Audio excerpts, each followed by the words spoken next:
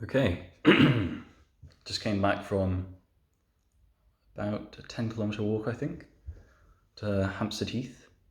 And then today was actually the first day I have been so far northwest of Hampstead Heath. They've got these estates there where they're open until 4 p.m. or something.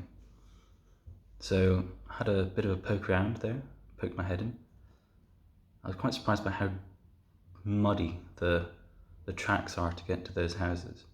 I think my jeans are going to have to go through a wash now because they've unfortunately been soaked.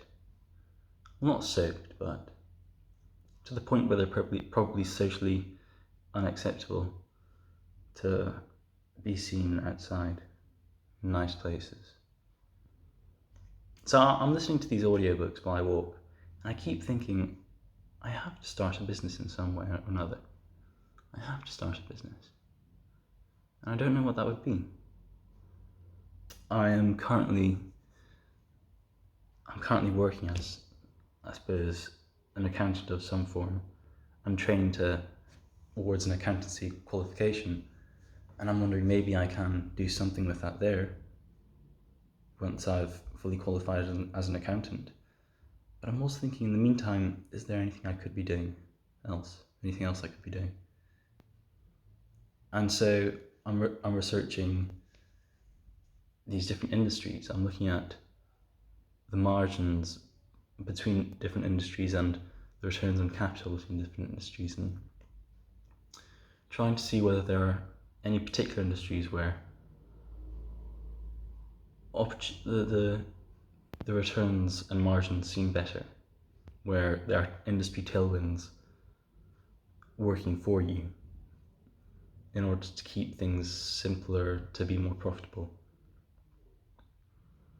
And it's tough because most of the business ideas that you can come up with on the spot as a consumer tend to be consumer-oriented businesses. Those are businesses where margins and returns on capital tend to be lower. There are some industries which have quite nice niches there. For example, the non-alcoholic drinks industry. Think of things like Coke, Pepsi, Dr. Kruger's or Dr. Pepper's or whatever. What else is there? Fanta, which is also under the Coca-Cola group. So there are niche little pockets of profitable industries in different sectors within the consumer-oriented sectors, but generally the businesses that are most profitable tend to be B2B related, and those ones seem to be harder to analyze and understand. So in a quick experiment that I was just looking at this afternoon, it looks like medical distribution companies have very high, or relatively high, returns on capital.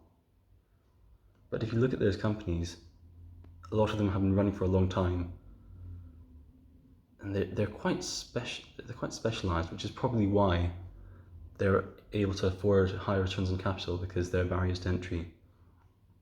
You generally have to have quite a large scale. There's a lot of regulatory requirements, and reputation is also a very big thing, and networking and sort of timeless networking. For example, there are some massive companies that have been around forever. For example, for like AmerisourceBergen or whatever it's called, or something Shine, Henry Schein. I don't know. You've got these a lot of. Oh, by the way, all the exercises I do, the studies I do, are just with American companies, just because those have the easiest data to get access to for free. Well, for me anyway. So, and then you have, within the medical distribution industry, you put some other players in America where they're relatively newer. They came up either around the turn of the century. For example, I think Zynex Inc. is relatively new. Who else was there? There are a few that are relatively new, but again, they seem to be. I don't know. I just can't imagine how you would start building a business like that, because it feels so. The barriers to entry feel so high. But it might be something I keep looking at. I don't know. So anyway, I am doing these sort of explorations. I don't know if that's even the right way to think about things. It feels silly because I've spent 3 years in basically what is a business university course at UCL, and I've also, I don't know, I haven't really done much work to be honest, but I have started work, and yet I can't seem to think of anything that seemed good. But I'll keep thinking. I think I'll leave it up there for today. Got to revise.